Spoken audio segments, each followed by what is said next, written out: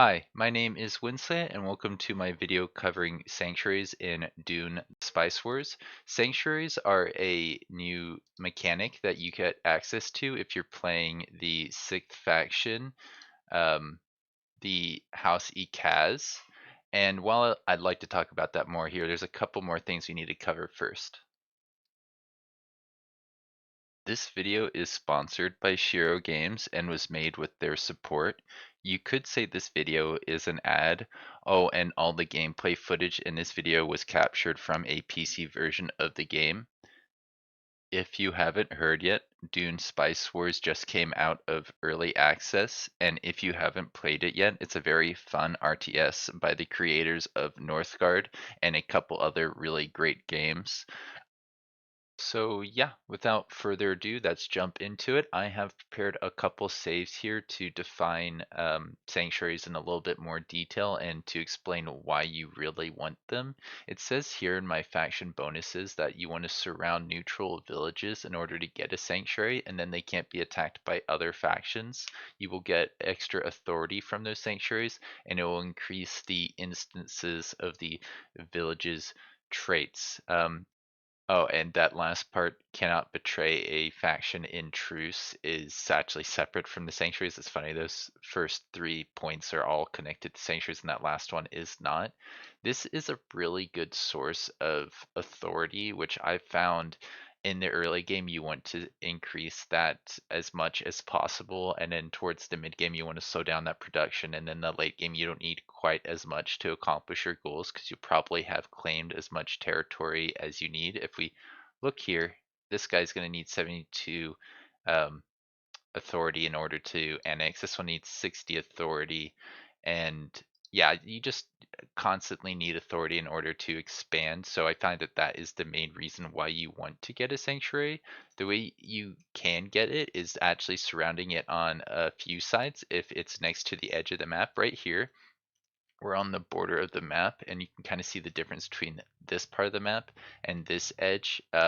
It's got darker shading to represent that you can't actually explore it, and then the lighting shading is showing that you can explore it and annex it. So basically, this guy was a lot easier to surround because of its placement on the map. It's actually not too common to see a little village like this that you only need to annex to other things in order to get it completely surrounded. So this is a pretty lucky map for this strategy. If we look at the instances here, it's showing that he's got this sanctuary tag on this village that gives me extra authority. If we go up here, we can see we're getting +1. It doesn't apply twice, it's only +1 to the overall empire for it being surrounded. And if we look over here, it says that we get extra recruitment speed here. And when it's getting +1 instance, that should double it to +60%. And on this city, we have a reduction to building cost, as well as a thing that will give us extra money when the military building here is completed. I think this should be, instead of +3, it should be +6. And what I was expecting here was a slightly bigger reduction in the overall cost. If we actually, yeah, let's cancel this to show off the general cost. Right here, if we look at this military building, it costs 24 in this location compared to over here. If I wanted to build the same thing, it would cost me 150 plasteel, which I think is a bigger reduction than 60% applied twice. There may be another reduction being applied in here, but essentially it makes the instances a lot better on top of just giving you more authority. I think the instances will be good all throughout the game. Increasing that will be good all throughout the game compared to how the extra authority is just amazing in the early game and less useful in the later game. So you may end up wanting to annex these guys towards the end of the game, depending on what you're getting out of them. So I just jumped ahead a little bit to show off basically another strategy you can use to get yourself some more sanctuaries. Over here, you might be thinking that's not completely surrounded, but this territory is desolation. It doesn't have a village in it, and that means that you just need to surround the other sides in order to get a sanctuary out of a village like this.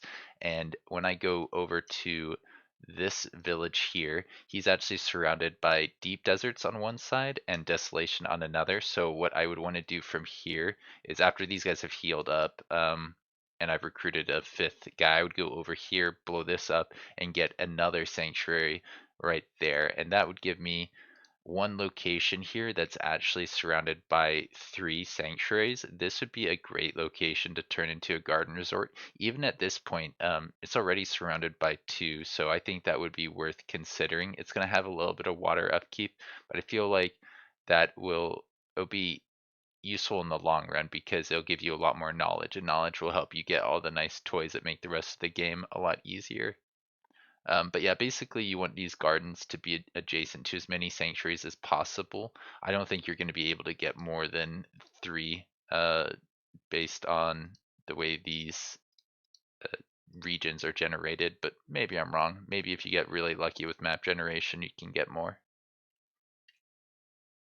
All right, I did just load up one last save to illustrate one last point, and that is that you don't really need a lot of sanctuaries in order to get the benefits from them. I have one sanctuary here, one sanctuary here, and one sanctuary here. I found that this map wasn't really giving me great locations for sanctuaries.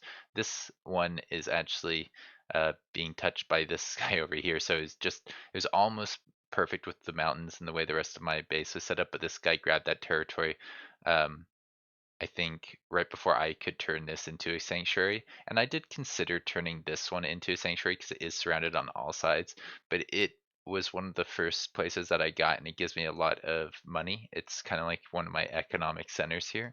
But this location over here is fine for a garden. You do want to put your sanctuaries near each other when you do end up setting them up. This one's a pretty good sanctuary because it's surrounded by like nothing on this side, nothing on this side, and only needs to be surrounded by basically two other locations in order to get fully surrounded.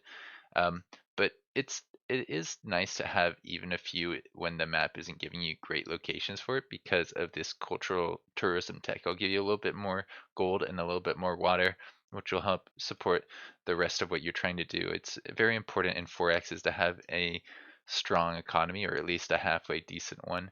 And that's everything I have for you today. I'll see you around. Have a good one.